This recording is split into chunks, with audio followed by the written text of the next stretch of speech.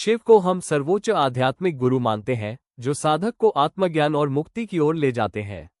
किंतु यही शिव युद्धभूमि में एक वीर सेनापति भी है, जो अन्याय और अधर्म के विनाश का संकल्प लेते हैं। वो कठोर सन्यासी है, हिमालय की बर्फीली गुफाओं में समाधि लगाए हुए।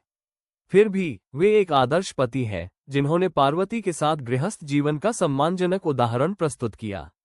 वे भिक्षुक, मांगे हुए आहार पर जीवित रहने वाले हैं, और फिर भी गृहस्थ और पिता के रूप में संतुलित जीवन जीते हैं। शिव गहन ध्यानमग्न योगी है, जिनकी स्थिरता ब्रह्मांड की शांति का प्रतीक है। लेकिन साथ ही वे नटराज, नृत्य के सम्राट हैं, जिनकी तांडव लय से सृष्टि, पालन और संहार की गति निर्धारित होती है। ये दिखाता है कि स्थिरता और गति दोनों एक ही शक्ति के दो पहलू हैं। वो संहारक माने जाते हैं, परंतु उनके प्रतीक शिवलिंग में सृजन की पवित्रता और जीवन की निरंतरता का बोध होता है।